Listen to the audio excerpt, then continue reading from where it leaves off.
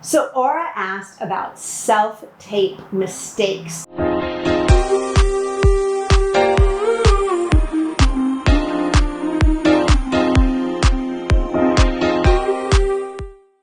Oh, I love this because there are so many mistakes that people make with self-tapes. I'm also going to include some do's and don'ts, but I'm going to focus on self-tape mistakes for Aura, who is getting a lot of self-tapes, I've noticed. So my personal pet peeve about self-tapes is when people don't create an imaginary wall for themselves. So all they do is stare at their reader. Maybe they blink, but they're not creating a world, and it doesn't look natural. It looks intense, it looks uncomfortable, it looks forced.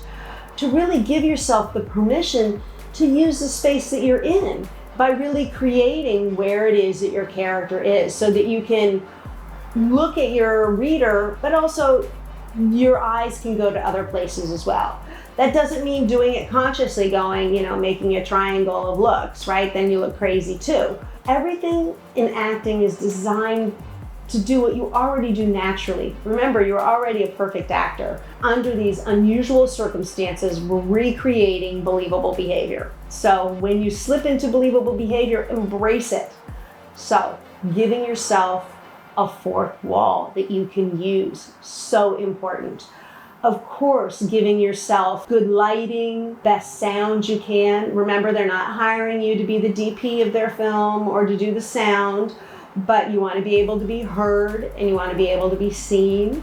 So usually you've got a frame about this tight or so, things like that. Jumping right into the scene without giving yourself a real moment before. With self-tapes, I always want to focus on the beginning of the scene, because they might not make it to the end of the scene if they don't like what they're seeing at the beginning, or if they don't think you're right. But I think if you're brilliant and you're not right, they at least want to see what you're doing with the character. But if you're meh, and because that happens all the time, maybe there's something really big that happens in the scene at the end, and so the actor's very focused on that, and I'm telling you, they're not even going to get to the end of the tape if you haven't impressed them in the beginning. So creating the truth, right? You can always edit at the beginning. So if you have the first line, don't just jump right in. Understand where that line's coming from. Sometimes you could give your reader a line to say beforehand, and then it can help to ease you into the scene. Not having a reader is a huge mistake. Sometimes people like to record themselves doing the other lines. I find that it's distracting. I'm watching a take and I'm like, wait, are they reading with themselves, right? And then you've got a certain amount of time where you know the other person's not going to cut you off. You know that you've got to fill that time, or you've got to talk really quickly because you've got the other side. It's going to be coming at you, right? Don't do that. Get yourself a reader, an in-person reader if you can, but if you can't, over Zoom, over the phone is okay. It's not ideal, but it's okay. Getting yourself another actor to read with is perfect. Hopefully an actor that won't be directing you, but sometimes reading with somebody who's really flat is not going to be so helpful. I know a lot of actors think they're being helpful if they read the other side really monotone. That is not helpful at all. It's distracting.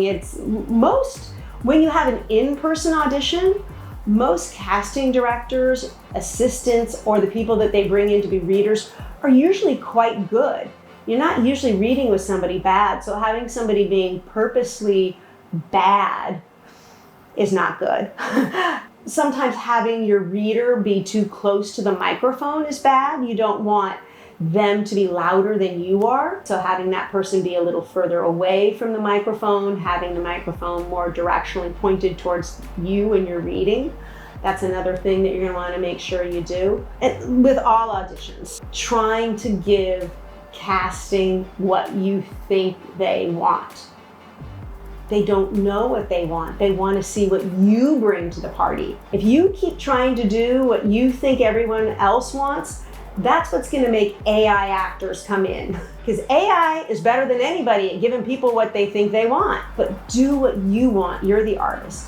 Now, if there's something specific that the casting director wants from you, okay. But just because it's in the breakdown or just because it's in the stage direction does not mean that that's something the casting director or the director or the producers want from you.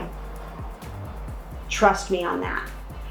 If you are right for the audition and they need you to sit down and you did it standing up, then they will ask you to retake.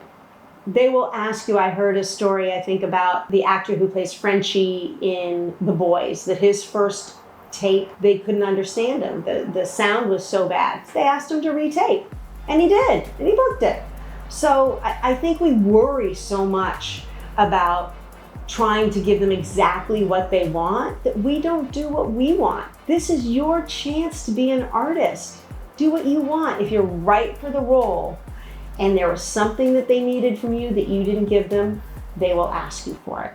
But if you are not creating a believable world, not using your fourth wall, I'm going to keep coming back to that, your imaginary wall, that's one of those things that you might not do in an in-person audition. And I know in an in-person audition, you're waiting for that feedback, maybe a redirect. That is something that you don't get in a self-tape. But don't anticipate what the redirect will be. That's ridiculous. It's crazy making. Do what you want. You will never regret that, doing what you want to do. You will regret being boring, playing it safe, because you thought that you interpreted something for a way that they wanted it, that they didn't. You're the expert.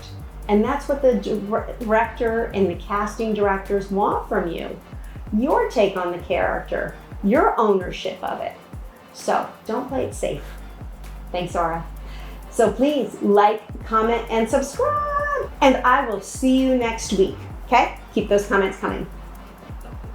So Aura asked, which is self-tape do's and don'ts? So Aura asked about self-tape mistakes. Oh, I love this one because there are so many mistakes that people make. I'm gonna, see right there? Okay, self-tape. So Aura asked, we're all making mistakes. That's awesome.